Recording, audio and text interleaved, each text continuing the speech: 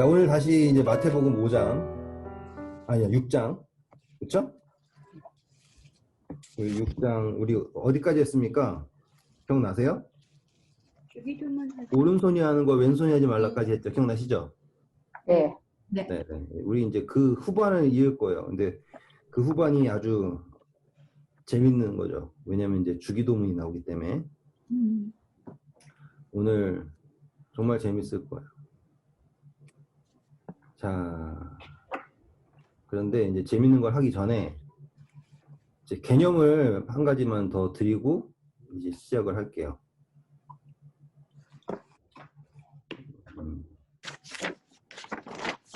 제가 그 전에 이제 구원의 개념을 막 설명드렸잖아요.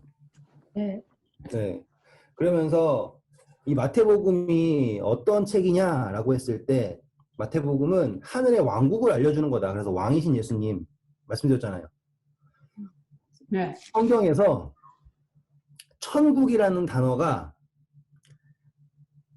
가장 많이 언급된 책이 어디냐면 바로 이 마태복음이에요. 검색을 해보시면 마태복음이 95%는 마태복음이에요. 성경 전체에서요. 천국이라고 하는 단어는 마태복음에서만 나온다고 해도 과언이 아닐 정도로 마태복음에는 천국이 계속 강조가 돼요. 그리고 이제 예수님의 비유도 마치 천국은 마치 라고 하는 그것으로 이제 한단 말이에요. 왜냐하면 이 마태복음은 예수님이 어떤 분이다? 이 새로운 하늘의 왕국의 왕이시다라고 하는 거예요. 그런데 우리가 이 천국에 대해서 이제 앞으로 이제 그러니까 제가 이 전 타임에 하는 분들은요 그냥 이야기 중심으로만 갔어요. 이야기 중심으로만 가가지고 지금 십자가에 왔거든요. 근데 그거 하는 데만 지금 8월이잖아요. 우리 2월부터 시작해가지고 8월 걸렸어. 8월에 왔어요. 그분들은 맨날 했거든요. 그러니까 그 초반에는 월, 화, 수, 목, 금까지 했어요. 그러다가 이제 지지난 달부터 이제 2번을 바꿨어요. 너무 힘드시다고 해서 일일이 복귀하시고 나서부터는. 그런데 이제 오늘 십자가에 그러니까 가려다가 이제 걸려가지고 여자들 이야기하다가 이제 걸려가지고 이제 내일 십자가 갈 거예요. 그러니까는 그만큼 길어요. 그러니까 왜 그러냐면 창세기 같은 경우는 굵직한 이야기들을 하면서 갔기 때문에 이제 끝날 수가 있었던 거고요. 이 마태복음, 그러니까 사복음서 예수님의 생애 같은 경우는 거기에 가르침이 너무 많아요. 그러면 이제 우리가 이 가르침을 하나씩 다 건들잖아요. 그러면 이거는 거의 우주처럼 늘어날 수밖에 없어요. 왜냐면 그거 하나에 들어간 게 너무 많으니까. 그런데 이제 이것들을 이제 우리가 뚫고 지나가려면 공통적으로 가지고 있는 개념이 있어야 돼요. 우리가 서로 가지고 있는 개념. 그래서 제가 하기 전에 막 가르쳐 드렸던 것들이 다 그 개념이에요. 믿음이 뭐냐, 영혼은 뭐냐, 이런 거 했잖아요. 근데 이제 거기에서 우리가 하나를 더 가지고 가야 되는 게 뭐냐면 바로 이 구원에 대한 건데 우리가 지난 시간에 구원 설명했잖아요. 근데 그거를 성경은 구원을 어떻게 설명하느냐 이걸 보셔야 돼요. 그러면 이제 앞으로가 이해가 더 편하단 말이에요.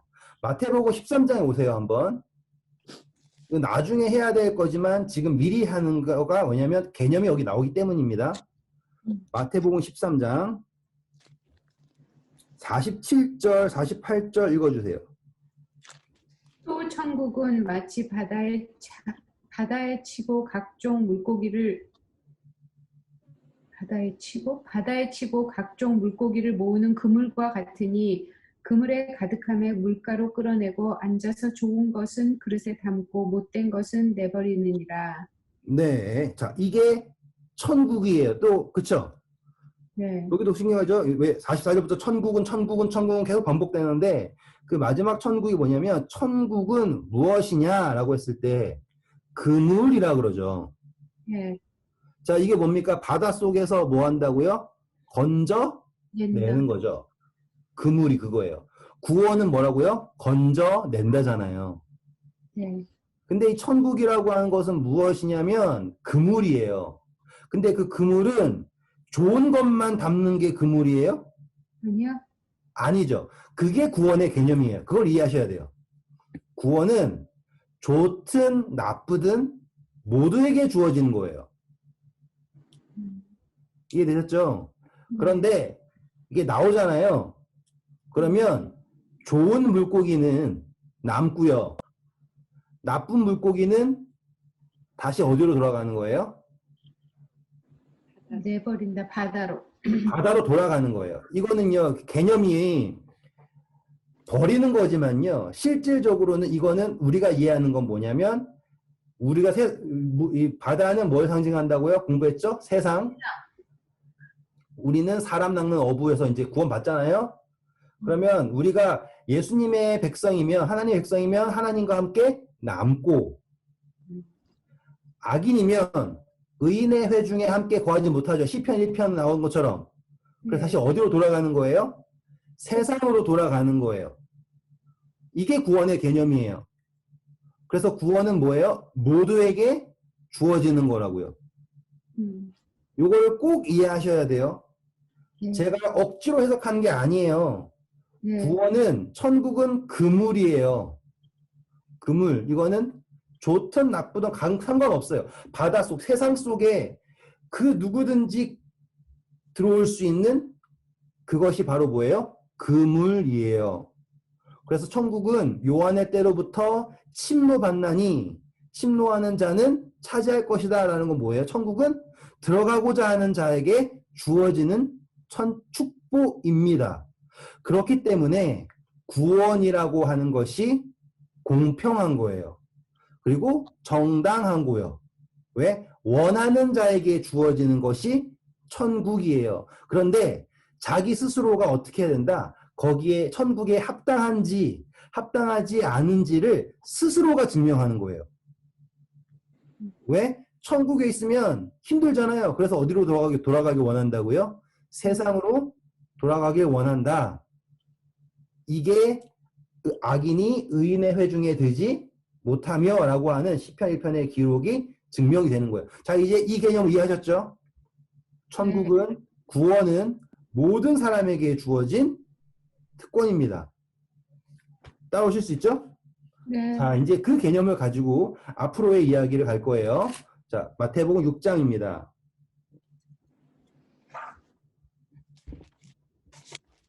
자, 마태복음 6장 5절부터 6절, 8절까지 읽어주세요. 또 너희는 기도할 때 외식하는 자와 같이 하지 말라. 그들은 사람에게 보이려고 회당과 큰 거리 어귀에서 서서 기도하기를 좋아하느니라. 내가 진실로 너희에게 이르노니 그들은 자기 상을 이미 받았느니라. 너는 기도할 때 내 골방에 들어가 문을 닫고 은밀한 중에 계신 내 아버지께 기도하라. 은밀한 중에 보시는 내 아버지께서 갚으시리라. 또 기도할 때 이방인과 같이 중언부언하지 말라. 그들은 말을 많이 하여야 들으실 줄 생각하느니라. 그러므로 그들을 본받지 말라. 구하기 전에 너희에게 있어야 할 것을 하나님 너희 아버지께서 아시느니라. 네, 감사합니다. 자, 이 개념을 이제 제가 방금 전에 공부한 것과 연결을 시키는 거예요. 자, 내가 지금 어디에 속해 있는 거를 밖으로 척을 해서 된다는 겁니까? 안 된다는 겁니까? 안 된다는 거요. 안 된다라고 하는 거예요. 나 거룩한 척 소용이 없다라는 거예요. 스스로가 뭘 드러내는 거예요? 어디에 속해 있는지가 드러내는 거예요. 그런데 그것을 우리가 그것을 어떻게 드러내느냐라고 하는 게 뭐냐면 하나님을 어떻게 이해하느냐예요. 이 사람들이 지금 막 열정적으로 하는 거 뭐예요? 다른 사람들이 저렇게 하니까 저렇게 하면 되겠지잖아요. 근데 이야기가 뭐예요? 하나님은 다르다라는 거잖아요. 드러내고 기도하는 게 아니야. 뭐 해야 돼? 오히려 골방에 가야 돼. 막 말 많이 하면 되는 줄 알았지?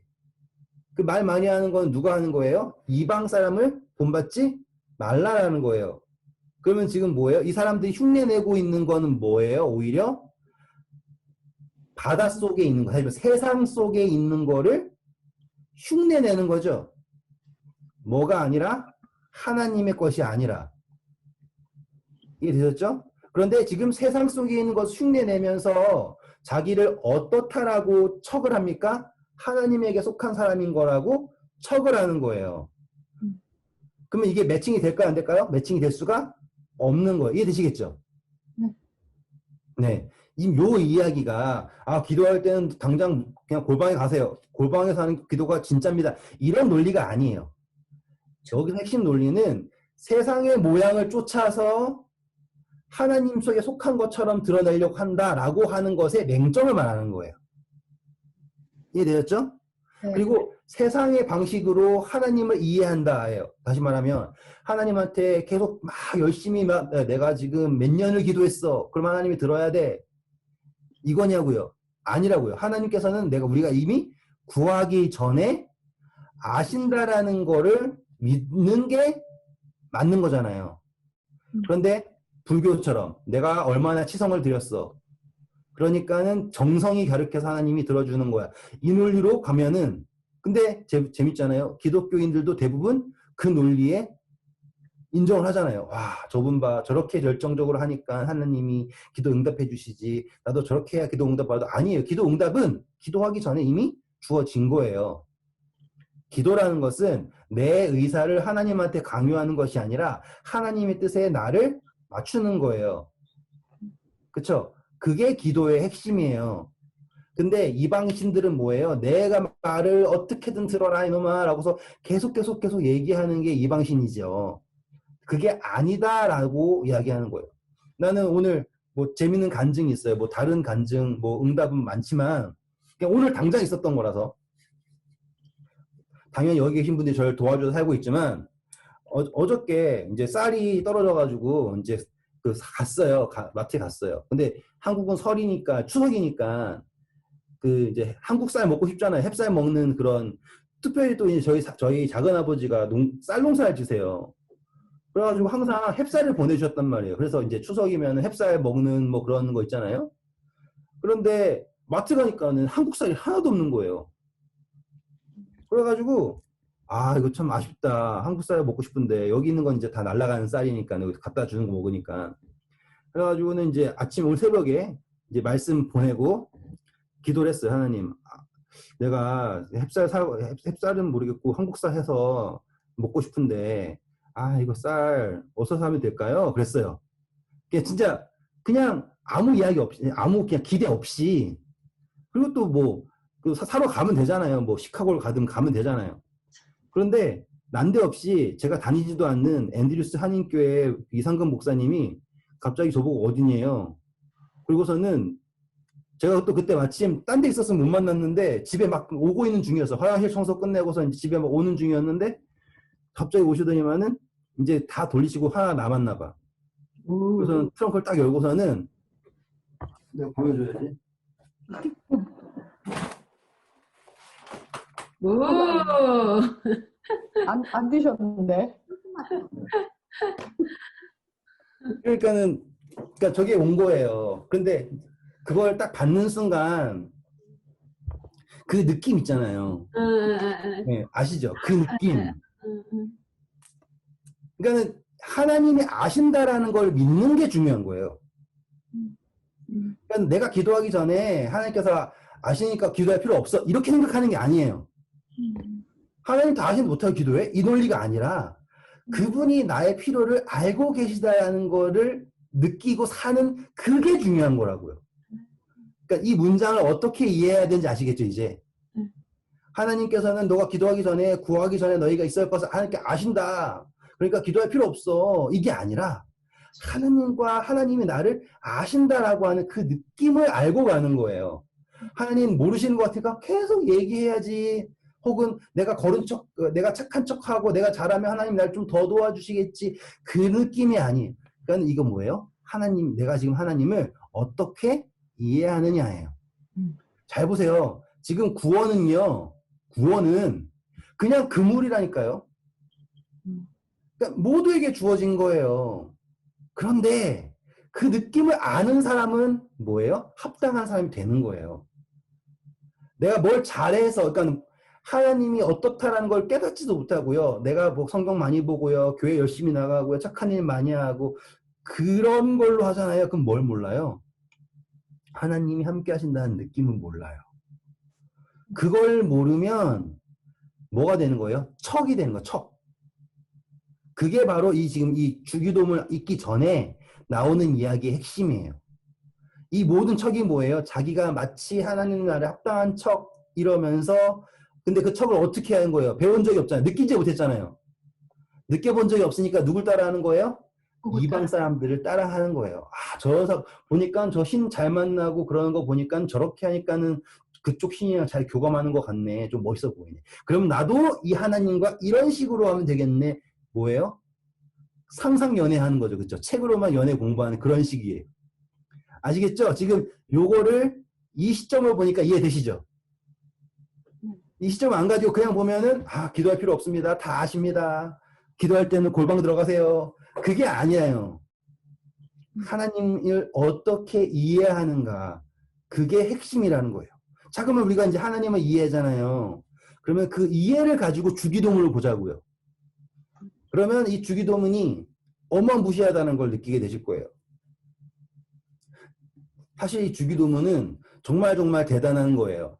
왜냐하면 우리가 했던 그 모든 것들을 함축하고 있는 게 주기도문이죠. 자, 이제 한번 그때 잠깐 보여드렸었어요. 근데 이제 오늘은 좀 자세히 갈게요. 자, 한번 한 절씩 읽어보겠습니다. 9절부터 10절까지만 읽어주세요. 그러므로 너희는 이렇게 기도하라. 하늘에 계신 우리 아버지여, 이름이 거룩히 여김을 받으시오며 나라가 임하옵시며 뜻이 하늘에서 이루어진 것 같이 땅에서도 이루어지리다. 야, 여기도 어마어마한 이야기가 나오죠. 자, 첫 번째, 너희는 기도라는 것은 이렇게 해야 된다라고 이야기를 합니다. 첫 번째, 하늘에 계신 내 아버지, 우리 아버지. 우리 아버지. 네, 첫 번째예요. 우리 아버지인가예요. 자, 하나님을요. 이제 이거 가지고도 엄청나게 많이 갈 수 있어요. 예수님이 지금 하나님을 아버지라 부르는 것은 당연합니다. 그런데 예수님이 누구에게도 아버지를 부를 수 있게 하셨습니까? 우리에게도 하나님을 아버지라고 부를 수 있는 특권을 허락하시는 거예요. 엄청나죠? 그런데 재밌는 건 우리가 기도할 때 하나님을 우리 아버지라고 잘 안 불러요. 왜? 내 아버지 정도 생각은 하지만 힘들게라도. 그래서 우리 기도가 어떤 기도가 되냐면 너무나 이기적인 기도로 넘치죠. 나는 잘 되고 쟤는 못 돼도 되고. 근데 우리 아버지라고 하는 순간 뭐가 되는 거예요? 형제, 자매, 가족이 되는 거예요. 자, 히브리서 2장 11절 한번 읽어주세요. 예수님이 어떠한 마음으로 이 우리라고 한 단어를 쓰셨는지 이해하실 수 있어요. 히브리서 2장 11절. 353페이지. 거룩하게 하시는 이와 거룩하게 함을 입은 자들이 다 한 근원에서 난지라. 그러므로 형제라 부르기를 부끄러워하지 아니하시고. 네, 예수님께서 어떻다고 하십니까? 형제라고 부르기를 부끄러워하지 않으셨습니다. 근데 우리는 엄청 많이 부끄러워하잖아요. 내가 저 사람이랑 어떻게 한 형제야 할 정도로. 근데 예수님의 첫 기도가 하늘에 계신 우리 아버지시여 라고 하는 그 개념 자체가 예수님이 누굴요? 흙, 먼지 이런 존재. 게다가 뭐예요? 또 죄인, 더러운 그 모든 안 좋은 수식어가 다 붙을 수밖에 없는 우리가 아직 죄인 되었을 때 그쵸? 우리를 뭐라 부르셨다? 형제라 부르셨다. 그리고 우리로 하여금 어떻게 기도하게 하셨다? 우리 아버지라고 함께 부를 수 있게 하셨다라는 것만으로도 너무나 큰 특권이에요.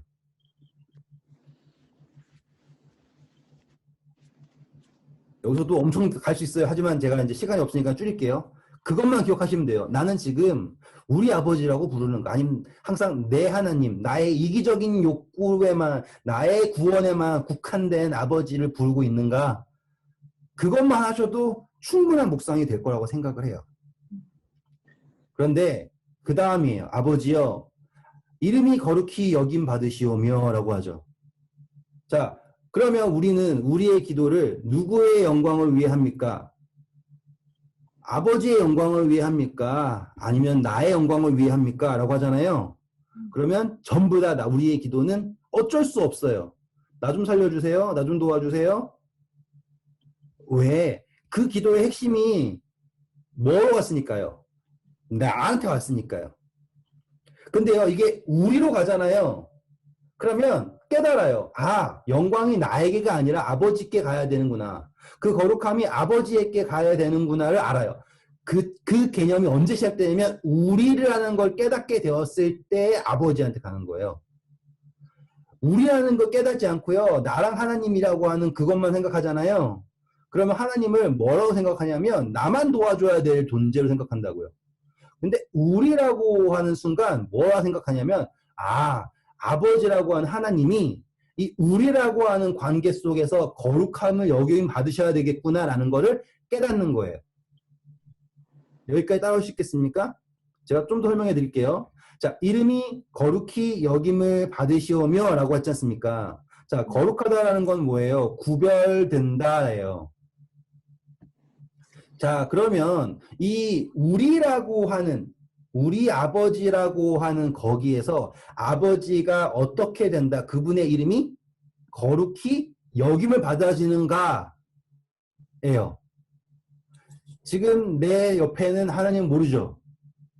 그러면 그 사람과 나와 사이의 관계에서 하나님의 이름이 거룩히 여김을 받고 있습니까? 없습니까? 없죠. 아시겠어요? 지금 이 우리라고 하는 개념 안에서 아버지의 이름이 거룩히 여김 받는다라고 하는 건요. 그냥 사소하게 아버지 이름이 거룩합니다. 이렇게 말하고 땡이 아니라니까요. 이거에 여기 함축되어 있는 것은 우리에게 엄청난 도전을 주고요. 아시겠죠? 이 지구상에 다시 말하면 뭐 제가 언제까지 땅끝까지 이르러 내 증인이 되리라고 하는 게 뭐냐면 바로 그 증언을 통해서 그 관계 속에 누가 이름이 거룩히 여김 받는 거예요? 그 우리 안에서 하나님의 이름이 거룩히 여김을 받게 된다라고 하는 거가 요 한 절에 함축되어 있는 거예요. 그래서 하늘에 계신 우리 아버지시여 이름이 거룩히 여김을 받으시오. 자, 한 가지만 더 하고 넘어갈게요. 첫 번째, 해야 될 거 안 했어요, 제가. 하늘에 계신이에요. 하늘에 계시다라고 하는 거는 그분과 우리 사이의 차이를 인정하는 거예요. 사실상 하나님은 하늘에 계시지 않아요. 그분은 천지에 충만하시죠. 네. 그런데 나와의 관계의 그 차이를 인정하는 거예요. 나는 어디에 속해 있어요? 땅에 있죠. 그분은 어디에 있다고 인정하는 거예요? 하늘에 있는 분이라는 거예요. 근데 여기에다가 우리가 거기를 그분을 뭐라 불렀어요? 아버지. 아버지라 불렀죠. 그러면 우리는 그분의 은혜로 어디에 속한 존재가 될 수 있다라는 것 희망도 있는 거예요. 기대도 있고요. 하늘에 속한다라고 하는 기대도 할 수 있겠죠. 지금 이 하늘이라고 하는 단어 속에는요, 여러 가지가 이렇게 들어갈 수 있는 거예요. 그러니까 예수님의 기도는 단순히 그냥 멋진 미사역을 붙인 기도가 아니라 진리가 함축되어 있는 기도예요. 그래서 예수님이 하늘에 계신 우리 아버지시여 라고 하는 그 말 속에는 내가 지금 어디에 속해져 있나 라고 하는 그 겸손의 깨달음도 있고요.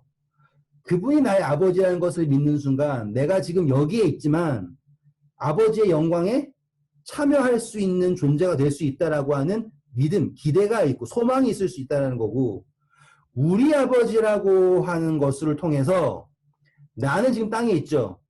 그렇죠? 근데 그 땅에 있는 속하는 모든 우리가 그분의 자녀 되었음에 대한 은혜에 감사도 표현할 수 있고요. 또 우리라고 하는 속에서 그분의 이름이 거룩히 여김 받겠다라고 하는 사명과 그렇죠? 그 특권이 우리에게서 지금 나타내는 게 그 한 절에 있는 거예요. 하늘에 계신 우리 아버지시여 이름이 거룩히 여김을 받으시오며 라고 하는 거가 표현이 되는 거예요. 자, 근데 그 다음입니다. 나라에 임하옵시며 라고 하죠. 자, 이 나라라고 하는요, 영어로 하면은 your kingdom come이에요. Your kingdom come. 자, 누가복음 읽어볼게요. 누가복음 17장 21절 읽어주세요. 또 여기 있다 저기 있다고도 못하리니 하나님의 나라는 너희 안에 있느니라. 네, 그러면 나라에 임하옵시며라고 하는 거는 어떤 의미일까요? 내 마음에 임하옵시며. 네, 그렇게 해석할 수 있고요. 17장 21절.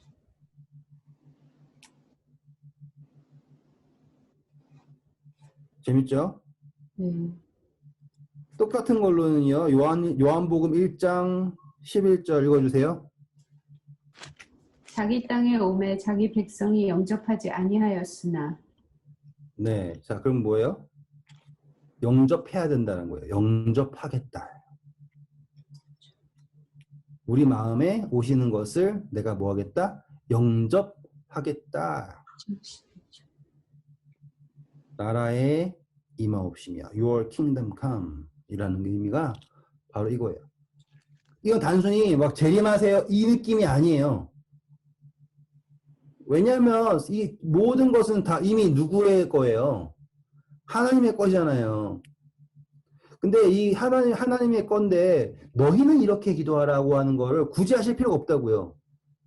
그런데 이것이 개인의 선택, 자유의지에 의한 하나님을 영접함이라고 하면 우리가 그거 이렇게 기도하는 게 의미가 있죠. 나라에 임하옵시며 라고 하는 그 기도가 우리 입에서 나오는 게 의미가 있다는 거예요. 너희가 하나님의 성령의 전인 것을 알지 못하느냐 아시죠? 똑같은 거라고요. 나라에 임하옵시며. 자, 그리고 우리가 그 전에 공부했던 거 이제는 확실하게 이해하셨을 거예요. 뜻이 하늘에서 이룬 것 같이 땅에서도 이루어지리라. 이거 확실히 이해하셨죠? 네. 네, 영원이라고 하는 개념 속에서 하늘에서 이루어진 거예요. 그리고 그것이 땅에서도 이루어질 것입니다. 확실하게 그때 공부했던 기억나시죠? 네. 그러니까 이 주기도문에는 지금 엄청난 진리들이 나열되어 있는 거예요. 함축적으로 다. 그분의 뜻은 하늘, 영원 속에서 이미 이루어져 있어요. 그리고 그것이 이루어졌다는 것을 믿기 때문에 이 땅에서도 이루어질 것을 이루어졌어요. 이루어지리이다예요. will be done이에요. 근데 그거를 어떻게 한다? 믿는다. 확신한다. 예요. 무엇을 믿기 때문에? 영원을 믿기 때문에. 그래서 뜻이 하늘에서 이루어진 것 같이 땅에서도 이루어지이다. 자, 그러면 이제 여기가 이 뜻이 어느 범위인가?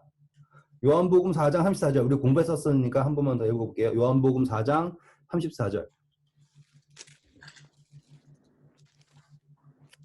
예수께서 이르시되 나의 양식은 나를 보내신 이의 뜻을 행하며 그의 일을 온전히 이루는 이것이니라.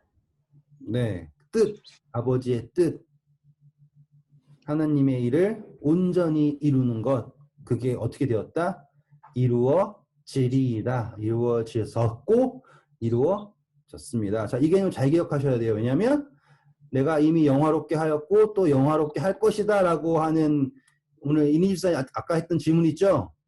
그것도 여기랑 연관이 돼요. 네. 땅에서 이루어진 것 같이 하늘에 이루어진 것 같이 땅에서도 이루어지리이다. 내가 이미 영화롭게 하였고 또 영화롭게 할 것이다 라고 하는 게 연결이 되는 거니까 꼭 기억하세요. 네. 자, 그러면서 이 뜻이라고 하는 거는 또 이제 중의적으로 또 다르게 해석될 수 있어요. 그건 뭐냐면 하나님의 법이라고도 할 수 있어요. 하나님의 법이 하늘에서 이루어졌죠. 그런데 지금 누구에 의해서 도전받고 있는 거예요? 사단과 인간에 의해서 도전받죠. 어디에서요? 땅에서요. 그래서 중의적 의미로 하나님의 법에 대한 성취, 법의 성취라고도 할 수 있습니다. 하지만 저는 그 뜻을 영원이라고 하는 개념 속에서 바라봤을 때 더 함축적이고 더 좋다고 생각을 해요. 자, 그래서 여기에서 분명히 어떤 개념이 나왔습니까? 하늘 그리고 땅 개념이 나왔죠. 네. 아까도 기도 시작할 때도 하늘에 계신 우리 아버지, 하늘의 개념 나왔고요. 그렇죠? 네. 그거를 보셔야지 되는 거예요. 계속 제가 누누이 말씀드리지만 우리는 항상 어떠한 사고 속에 빠져 있냐면 땅의 사고 속에 빠져 있는 거예요. 그래서 항상 땅의 시선으로 하늘을 보니까 이해가 안 가죠. 근데 성경은 항상 하늘 따로, 땅 따로예요. 네. 그래서 이 개념을 구분해서 볼 때 우리가 이해가 되는 거예요. 그래서 하늘에서는 이미 이루어진 것이 영혼을 통해서 내려오잖아요. 이렇게 현실에 왔을 때 땅에서 이루어진다라고 하는 거 이해되셨습니다. 자, 그 다음입니다. 11절 오늘라고 나오죠? 네. 제가 말씀드린 거 기억나죠? 영원의 개념과 가장 흡사한 개념은 오늘밖에 없다. 지금밖에 없다. 왜? 우리가 가질 수 없고 우리가 존재하는 것. 영원은 무엇이다? 존재였잖아요. 그래서 우리가 존재하는 시점은 뭐밖에 없습니까? 오늘밖에 없죠. 결국에는 지금이라고 하는 뜻이죠. 그래서 양식을 어떻게 달라고 합니까? 하루 거를 달라고. 그렇죠. 일용할 양식이에요. 이게 바로 만나예요. 왜 만나냐? 하루밖에 없느냐? 왜? 우리는 지금 예수님 몇 년치를 모아놓고서 사는 삶이 아니라 하나님으로부터 매일매일을 함께 하는 거잖아요. 그래서 우리에게 일용할 양식을 주옵시고 해요. 그래서 항상 성경에 나오는 비유에서 항상 한 데나리온 줍니다. 왜? 하루 일당이에요. 그리고 그 다음 나오면은 또 다른 데나리온을 받는 거예요. 그래서 하나님과 함께 동행하는 게 영원이에요. 내 앞에 영원히 내 앞에 항상 있을 것이다. 기억나셨죠? 이사야서 66장. 그래서 내 앞에 항상 있을 것이며 새 하늘과 새 땅이 내 앞에 항상 있을 것이며 그게 뭐예요? 항상 있기 때문에 영원히 존재하시는 하나님 앞에 항상 있기 때문에 영원한 거예요. 그래서 말씀드렸죠? 불멸과 영원은 전혀 다른 개념이다. 하나님은 결코 불멸한 존재를 만들지 않으셨다. 영원한 존재를 만드셨다. 영원한 존재는 하나님과 함께 동행, 함께 존재하는 것이다. 말씀드렸죠? 그래서 예수님은 기도를 가르치실 때 어떤 걸 했다? 양식인데 그 양식은 무엇이다? 일용할 양식이다. 거기에 핵심은 뭐예요? 하나님이 나와 함께 영원히 하루하루를 함께 하신다는 것을 믿을 때 일용할 양식이 우리에게 충분한 거예요. 그리고 뭐예요? 일용할 양식을 달라고 하는 대상이라는 거예요. 일용할 양식을 내가 번다 아니면 주시옵고 받는다. 그럼 뭐예요? 관계에 대한 인정이죠. 그리고 이 일용할 양식은 결국에 뭐예요? 양식은 우리의 육신을 살게 하는 거잖아요. 네. 네. 이걸 또 뭐 떡이 말씀이니까 우리에게 일용할 말씀을 주세요. 이것도 해석할 수 있어요. 이거 뭐 기본적인 적용이니까 할 수 있어요. 근데 여기서 핵심은 뭐냐면 하나님이 나에게 어떤 생명을 주셔야 된다. 그래야지 내가 살 수 있다라는 것을 인정하는 거예요. 네. 일용할 양식을 주시옵고. 자, 그래서 일용할 양식도 이해되셨죠? 네. 자, 옆에다가 호세아서 13장 6절 하시고 읽어주세요. 구약 1267페이지. 그들이 먹여준 대로 배가 불렀고 배가 부르니 그들의 마음이 교만하여 이로 말미암아 나를 잊었느니라. 자, 이게 뭐예요? 이스라엘 백성들이 한 게 뭡니까? 배가 불러지면은 결국에 하는 게 뭐예요? 잊어버리는 거. 네. 지금 이거는 뭐냐면 내가 하나님을 잊지 않겠다라고 하는 또 다른 의미가 될 수 있는 거예요. 양식이 많아지면 그 메추리 이야기 제가 했던 거 기억나시는지 모르지만 메추라기를 몇 톤 모았다고? 4톤 모았어. 4톤. 그럼 뭐예요? 그거 가지고 쟁여놓고선 땅바닥에 싹 말려가지고 그거 있으면 이제 하나님이 뭐 주던 안 주던 난 먹고 살 수 있어. 그게 메추리 이야기잖아요. 메추리 이야기. 지금 이 호세아서 나온 것처럼 뭐예요? 그들이 배부르면 뭘 잊어요? 하나님을 잊을 수밖에 없는 거예요. 그러니까 일용할 양식이라고 하는 것은 하나님이 나에게 너무 각박하게 하신다라고 하는 게 아니에요. 기본적으로 나는 지금 하나님과 이런 관계고요. 그 일용할 양식이 나로 하나님을 더 기억하게 한다는 거예요. 여기까지 따라오셨으면 이제 가장 어려운 12절로 가겠습니다. 자, 12절 읽어주실까요? 우리가 우리에게 죄 지은 자를 사하여 준 것 같이 우리 죄를 사하여 주옵시고 네. 그 다음에 우리를 시험에 들게 하지 마옵시고 다만 악에서 구하시옵소서. 네, 이거 가지고는 이제 막 엄청나게 많은 해석이 나와요. 근데 제가 뭐 신학자도 아니고 수많은 거를 다 다르게 해석할 수도 없고요. 저는 그냥 이 문맥을 그냥 그대로 그냥 그대로 읽을 거예요.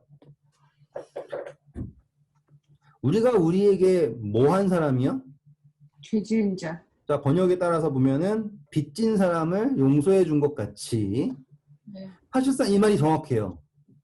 빚을 사람들이 우리에게 죄를 짓는다라고 하는 건 우리한테 뭐 해준 거예요? 사실상 피해를 준 거예요. 그죠? 예. 그런데 이 피해를 준 거를요, 그냥 빚졌다라고 할 수 있을까요, 우리가? 아니요?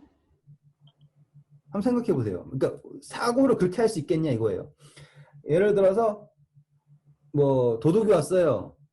도둑이 장발장이 은초 때 훔쳐갔다고요. 그거는 빚이죠. 근데 도둑질이잖아요. 근데 그 죄 졌다라고 하지 않고 그 사람이 그거 내가 줬다라고 하면서 한 거잖아요. 그러면 그게 죄가 뭐로 바뀌었냐면 그냥 빚진 걸로 바뀌어요. 그러면 뭘 할 수 있는 개념이 되냐면 다시 말하면 탕감할 수 있는 개념이 돼요. 지금 이걸 죄로 하잖아요. 그러면 이거는 절대로 용서할 수 없는 개념이 돼요. 근데 이거를 빚진 걸로 하잖아요. 빌려준 걸로 하잖아요. 그러면 뭐 할 수 있냐면 하면 용서할 수 있는 개념이 돼요. 이게 죄와 빚지는 것과의 차이라고 보실 수 있는 거예요. 그런데 여기서 재밌는 게 그러니까 잠시만, 우리에게 빚진 사람을 사하여 준 것 같이, 죄 지은 자를 사하여 준 것 같이 우리의 죄를 사하여 주옵시고라고 했어요. 이게 문제예요. 그러니까. 네. 아니 그러면 나한테 잘못한 사람들 용서 많이 해줬나? 그 생각하면은 이거는 용서받기 글러 없어요, 난 지금. 근데 왜 예수님은 이렇게 하셨을까라는 걸 알아야 되잖아요. 어떻게 생각하세요? 그 너네도 탕감 많이 해줘라 이 말 아니에요? 나는 그렇게 생각했었는데. 네. 자, 안 5장 써요. 24절 빨리 읽어주세요. 5장 24절. 마태복음이요? 네. 예물을 제단 앞에 두고 먼저 가서 형제와 화목하고 그 후에 와서 예물을 드리라. 자, 이거 뭐예요? 하나님한테 기도할 때도 뭐 해야지 응답해 준다는 거예요? 형제와 화목해야지. 네. 지금 그렇다는 건 똑같은 거예요. 지금 뭐예요? 예배도 형제와 화목해야지 받죠? 그럼 용서도 뭐 해야지 받는다예요? 화목. 내가 용서해 줘야지 하나님께 용서를 받는다는 거예요. 지금 하나님한테 화목제물을 드리러 가요. 그런데 형제랑 지금 불화가 있어요. 그럼 하나님이 그 화목제물 받으셔야 안 받으세요? 받으세요. 안 받으세요. 선행돼야 될 게 뭐예요? 지금 형제와의 화목이 선행해야 돼야 된다는 거예요. 그러니까 내가 지금 요렇게 했죠? 그럼 요만큼만 나 용서해 주세요. 이 개념이 아니에요.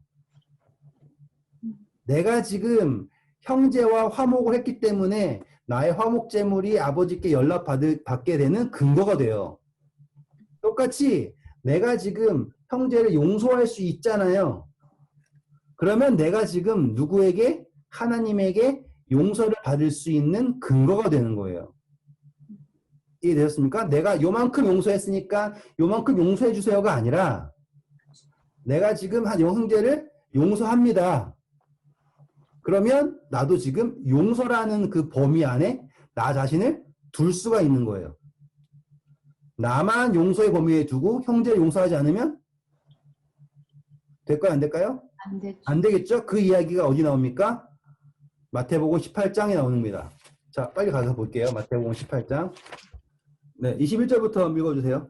그때 베드로가 나와 이르되 주여 형제가 내게 죄를 범하면 몇 번까지나 용서해 주리이까 7번까지 하오리이까 예수께서 이르시되 내게 이르노니 7번뿐 아니라 7번을 70번까지라도 할지니라. 그러므로 천국은 그 종들과 결산하려 하던 어떤 임금과 같으니 결산할 때에 40달란트 빚진 자 하나를 데려오매 갚을 것이 없는지라. 주인이 명하여 그 몸과 아내와 자식들과 모든 소유를 다 팔아 갚게 하라 하니 그 종이 엎드려 절하며 이르되 내게 참으소서 다 갚으리이까 하거늘 그 종의 주인이 불쌍히 여겨 놓아 보내며 그 빚을 탕감하여 주었더니 그 네, 종이 감사합니다. 여기까지예요.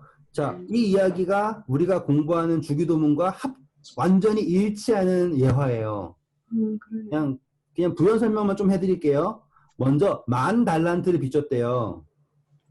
그런데 이 10,000달란트는요, 한 달란트가 40kg이라는 데도 있고요.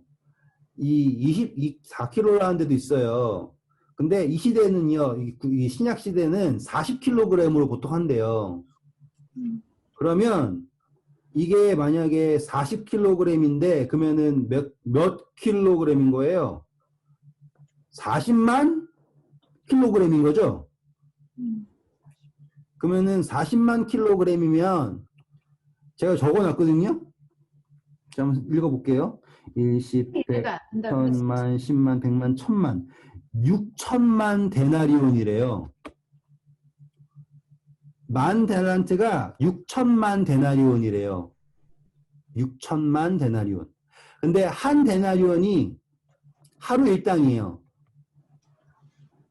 그러면은 며칠 일해야 돼요? 6천만 대 6천만 데이를 일해야 돼요. 그러면 몇 년이냐면 16만 4천 년을 일해야 돼요. 그러면 갚을 수가 없는 거죠? 근데 이 종이 뭐라 그랬는데요? 자기가 갚겠대요. 그럼 불가능한 거잖아요. 근데 이거는 다음에 또 와서 또 할 거예요. 왜냐면 여기 묵상할 게 워낙 많다 보니까. 근데 이 종이 어떻게 했다고요? 탕감 받았지만 받고 나서 누구한테 뭐라 그런다고요? 100데나리온 빚진 친구를 옥에다가 집어넣죠. 그렇기 때문에 이 사람이 뭘 못했다고요? 탕감 받았던 것을 다시 잃었죠. 아시겠죠? 그래서 우리가 우리에게 죄 지은 자를, 빚진 자를 사하여 준 것 같이 우리를 사하여 주옵시고는 내가 먼저 용서를 해야 용서를 받는다가 아니에요. 선행은 뭡니까? 용서를 받는다. 받았어요. 받았기 때문에 내가 지금 뭘 할 수 있어요? 용서를 할 수가 있죠. 그렇기 때문에 내가 지금 그분의 용서에 들어갈 자격이 있습니다. 그게 바로 이 주기도문에 우리가 우리에게 빚진 자를 사하여 준 것 같이 우리의 죄를 사하여 주옵시고라고 하는 이야기가 나오는 거예요. 이해되시겠죠? 네. 그러니까 무엇이 선행인가? 우리가 용서받은 것이 선행입니다. 하지만 중요한 건 뭐다? 내가 지금 다른 존재들, 다른 나에게 빚진 자들을 용서할 수 있는 사람인가? 내가 용서할 수 있는 사람이면 용서받을 수 있는 사람이다. 요 논리예요. 내가 용서할 수 없는 사람이면 나는 용서받을 수 없는 사람이다. 자, 그러면 이제 다음으로 가겠습니다. 또 엄청나게 트리키한 부분이에요. 우리를 시험에 들게 하지 마옵시고 다만 악에서 구하옵소서라고 하죠. 자, 이거 이제 어떻게 이해하는지 보여드릴게요. 첫 번째, 우리를 뭐에 들게 하지 말라고 합니까? 시험. 자, 그러면 이거를요, 완전 문맥과 상관없이 하면요, 아, 하나님 제발 나 좀 시험에 들게 하지 말아주세요. 나 너무 힘들어. 이렇게 가는 거예요. 근데 앞에 있는 문맥과 함께 읽으면요, 이런 거 다 지키게 해달라고. 지금 우리가 우리에게 죄 지은 자를 사하여 준 것 같이 우리의 죄를 사하여 주옵시고 라고 했죠. 우리를 시험에 들게 하지 마옵시고라고 하는 범위가 어디로 문맥상을 하면 어떻게 되는 거예요? 그 죄 지은 자를 사하고 그렇죠. 지금 나에게 있어 가장 시험이 뭐예요? 탕감을 못 해주는 거. 그렇죠. 음. 지금 악에서 구해달라고 하는 건 뭐예요? 나의 죄죠. 그러면 그 죄를 탕감해 주는 것이 그분이 나 용서해 줘야지 내가 뭐로부터 구원받아요? 이 죄로부터 구원받죠. 지금 이거를 요 문장만 보면 나 좀 시험에 들게 하지 말아주세요. 그러면 시험의 범위가 어떻게 되냐면 어마어마하게 뭐 애인이랑 헤어진 것도 시험이고요. 뭐 TV 보는 것도 시험이고요. 이렇게 된다고요. 이것저것. 그리고 악이라고 하는 범위도요. 이 세상에 악에서 이렇게 할 수 있어요. 근데 이 문맥으로 하잖아요. 그러면 우리를 시험에 들게 하지 마옵시며 라고 하잖아요. 그리고 다만 악에서 구하는 것을 이 죄를 탕감, 죄진 자를 사하여 준 것 같이 우리의 죄를 사하여 주옵시고 이거를 악과 연결시키면 어떻게 이해되는 겁니까? 내가 지금 어떤 위치에 놓이는 거예요? 다른 사람들을 용서해 줄 수 있는 거기 있잖아요. 근데 그걸 어떻게 한다고요? 하지 않는 거예요.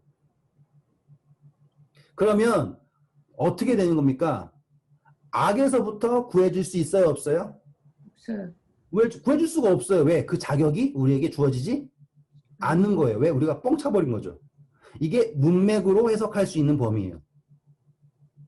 자, 이제 만약 문맥이 없고 만약에 정말로 우리를 시험에 들게 하지 말아달라 라고 하는 거면 이게 어떻게 되냐면 그러면 우리는 하나님이 시험을 들게 하는 사람인가? 라는 질문이 가요. 그렇잖아요. 하나님이 우리를 시험에 들게 하나요? 아니요. 자, 야고보서 가시면 나와요. 야고보서. 네, 읽어주세요. 사람이 시험 받을 때 내가 하나님께 시험 받는다 하지 말지니 하나님은 악에게 시험을 받지도 아니하시고 친히 아무도 시험하지 아니하시느니라. 오직 각 사람이 시험을 받는 것은 자기 욕심에 끌려 미혹됨이니. 네, 이거 늘 하던 건데 딱 봤는데 갑자기 시험이라는 글자가 안 보여가지고 감사합니다. 네, 야고보서에 나온 거 그죠? 자, 시험은 절대로 하나님 주시는 게 아니에요. 그렇기 때문에 이걸 그냥 문자로 했을 때 우리를 시험에 들게 하지 마시고를 하나님이 우리를 시험에 넣는 사람이다라고 해석할 수가 없다라는 거예요. 근데 이제 많은 분들은 이걸 다 뭘 해석하냐면 하나님이 우리에게 시험을 허락하지 않으셔야 된다 이렇게 하신다고요. 근데 그게 아니라 야고보서 분명히 얘기하죠. 하나님은 절대로 우리를 시험하실 필요가 없어요. 왜? 시험하는 목적은 뭐예요? 시험을 해가지고 이렇게 하나 저렇게 하나 알기 위해서 시험하는 거잖아요. 그런데 하나님은 시험하실 필요가 없죠. 전지전능하시잖아요. 그분은 시험에서 아시는 분이 아니에요. 사단은 시험을 하나요? 사단은 시험을 하죠. 왜? 사단은 자기가 옳다는 걸 증명을 누굴 통해 하려면 인간을 통해 하려잖아요. 근데 그건 또 나중에 또 하게 되면 다 나와요. 결국에는. 근데 오늘의 주제는 이 주기도문에서 우리를 시험에 들게 하지 마옵시고를 하나님 제발 나 좀 시험에 넣지 말아주세요. 이 개념이 아니라는 걸 말씀드리고 싶은 거예요. 네. 그 시험은 우리의 욕심이에요. 우리를 시험에 들게 하지 말라라고 하는 건 뭐예요? 내가 저 사람 용서하고 싶지 않은 거예요. 그렇죠. 근데 내가 용서하지 않잖아요. 그럼 뭐예요? 나는 구원을 용서를 받을 수 있는 자격을 내 스스로가 박탈하는 거라고요. 그러니까 제발 저를 어디서 구해달라고요? 악에서 구원해달라고요. 자, 최종적 목적이 나오는 거예요. 뭐예요? 악에서부터의 구원이라고 하는 목적이 나오는 거예요. 주기도문의 흐름을 이제 한번 다시 살펴볼게요. 그러면 이제 이 주기도문이 이런 흐름이구나가 보이실 거예요. 한번 할게요. 하늘에 계신 하나님 아버지예요. 그렇죠? 난 어디 있어요? 땅에 있죠. 그분은 하늘에 있어요. 근데 우리 아버지예요. 우리 아버지. 나뿐만이 아니에요. 자, 그러면 우리가 우리에게 죄 지은 자를 사하여 준 것 같이죠. 그 사람도 지금 누구의 범위로 들어가는 거예요? 우리의 범위로 들어가는 거예요. 그러면 그를 용서함으로써 나타나는 건 뭐예요? 아버지의 이름의 거룩함이죠. 자, 그럼 내가 지금 이 사람을 왜 용서해야 됩니까? 내가 정말 착해서가 아니에요. 우리 사이에 누구의 이름이 거룩하게 되기 위해서, 아버지의 이름이 거룩하게 되기 위해서입니다. 문맥으로 정확하게 맞죠? 그래서 아버지의 이름이 거룩히 여김을 받으시오며 나라에 임하옵시며. 근데 나라가요. 나만 하나님의 나라예요? 우리가 하나님의 나라예요? 우리가 하나님의 나라예요. 아시겠죠? 그렇기 때문에 용서하는 거예요. 문맥에 맞죠? 나라에 임하옵시며 뜻이 하늘에서 이룬 것 같이 이 땅에서도 이루어지리이다. 맞잖아요. 근데 그 땅에서 이루어지려면 우리 사이에 뭐가 있어야 돼요? 용서가 이루어져야지 됩니다. 그러면 하나님의 뜻이 땅에서 이루어지길 원하는 사람은 뭘 해야 됩니까? 우리가 우리에게 죄 지은 자를 사하여 주는 게 뭐예요? 해야 할 일인 거예요. 왜? 그 용서함으로써 내가 지금 무엇을 바라고 있다. 하늘에서 이루어진 것 같이 땅에서도 이루어질 것을 소망하고 있다는 것을 증거하는 거예요. 그리고 이것은 오늘날 우리에게 일용할 양식을 주옵시고 그 양식을 있기 때문에 우리가 가능한 거예요. 그분이 나와 매일매일 함께 하신다는 것을 믿기 때문에 과거의 것을 잊을 수 있는 거예요. 왜? 미래의 것을 걱정할 게 없어요. 왜? 과거의 것이 나의 미래를 주장합니까? 아니라는 거예요. 절대로 과거의 아픔이 오늘의 나를 주장하지 못한다는 것을 인정하는 게 오늘날 우리에게 일용할 양식을 주옵시고 라고 하는 거예요. 그렇기 때문에 우리는 과거로부터도 자유롭고요. 미래로부터도 자유로운 거예요. 그렇죠? 그렇기 때문에 오늘날 우리에게 일용할 양식을 주옵시고 그것이 나에게 있음으로 나에게 어떤 용기가 생깁니까? 우리가 우리에게 죄 지은 자를 우리에게 빚진 자를 사하여 줄 수 있는 거예요. 왜? 하나님이 나를 매일 매순간 채우실 것을 믿기 때문에 과거에 이른 것 혹은 미래에 손해볼 것 뭐 할 수 있어요? 사하여 줄 수 있다라는 거예요. 그래서 내가 우리에게 죄 지은 자를 자 보세요. 우리가예요. 자, 나한테 잘못한 것만 뿐만 아니라 우리가 우리에게 죄 지은 자를 사하여 준 것 같이라고 하는 확정적인 개념이 등장한 거예요. 왜? 하늘에 계신 우리 아버지시여. 또 여기도 우리가. 그러면 지금 뭐예요? 나만 용서가 끝나는 게 아니에요. 그러면 이 사람이 죄 졌죠? 그러면 이 우리가 함께 용서할 수 있게 하는 거예요. 그 용서의 범위가 어디까지 확정되는 것도 이해되시겠죠? 그냥 저건 내가 눈 감고 모른 척하면 돼. 그 정도가 아니에요. 우리가 우리에게 죄 지은 자를 사하여 준 것 같이 그리고 그 용서가 무엇을 한다면 우리를 사할 수 있다는 거예요. 나만 용서받는다가 아니에요. 내가 지금 누군가를 용서한다는 거, 누군가에게 하나님의 복음을 전해서 하나님의 아버지의 이름이 거룩히 여김을 받게 한다라고 하는 것 자체가 우리를 용서하는 거, 우리를 구원하는 거예요. 그쵸? 자, 시험에 들게 하지 마옵시며 이해되시겠죠? 왜? 시험이라는 건 뭐예요? 나만 잘 되면 돼라고 하는 것 자체가 시험이에요. 그 뭐예요? 난 안 하면 안 되겠지. 뭐 저건 다른 사람이 하는 거야. 그게 자체가 시험이라고요. 시험에 들게 하지 마옵시며. 그리고 결과론적은 뭐예요? 다만 악에서 구하옵소서. 그러면 이 주기도문이 예수님이 너희는 이렇게 기도하라. 우리를 향해서 우리가 어떻게 기도해야 되는지를 알려주신 게 맞잖아요. 너희는 이렇게 기도하라. 하늘에 계신 하나님의 아버지시여. 이름이 거룩히 여김을 받으시오며 나라에 임하오시며 뜻이 하늘에서 이룬 것 같이 땅에서 이루어지리이다. 소망하는 거예요. 오늘날 우리에게 일용할 양식을 주옵시고 우리가 우리에게 죄 지은 자를 사하여 준 것 같이 우리의 죄를 사하여 주옵시고 우리를 시험에 들게 하지 마옵시며 다만 악에서 구하옵소서. 땅. 그리고 이제 마지막으로 더해지는 거예요. 나라와 권세와 영광이 아버지께 영원토록. 자, 이게 연결이 되면서 주기도문이 완성이 딱 되는 거죠. 그러면 예수님이 우리를 향해서 뭐 하라고요? 악에서 구해달라고 하는 그 결론이 나왔잖아요. 그러면 이게요, 그대로 넘어가면 예수님이 겟셋마나의 동산에서 제자들에게 뭐 하라 그래요? 시험에 들지 않게 깨어 기도하라 그랬죠. 그러면 주기도문에도 시험에 들게 하지 마옵시며 겟셋마나의 동산에서도 시험에 들지 않게 깨어 기도하라. 그러면 이게 딱 맞죠?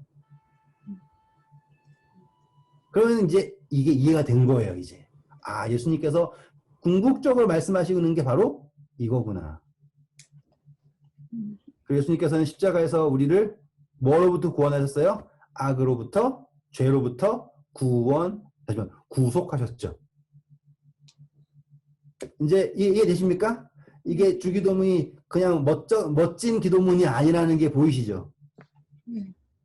그리고 여기에서 하시는 게 보이시고, 그래서 그 십자가의 용서, 우리가 우리의 죄를 지은 자를 사하여 준 것 같이 우리의 죄를 사하여 주옵시고, 여기 등장하는 거예요. 십자가의 용서가 주기도문에 팍 등장을 하는 거예요.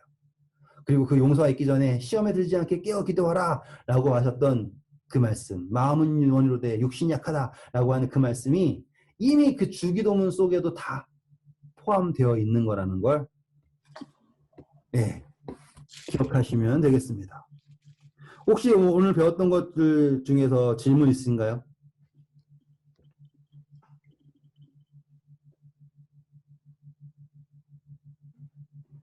정막이에요. 질문이 없는 것 같아가지고 어머 내가 어떻게 질문이 없지 뭐 이러면서 뭐 궁금하신 점이라든지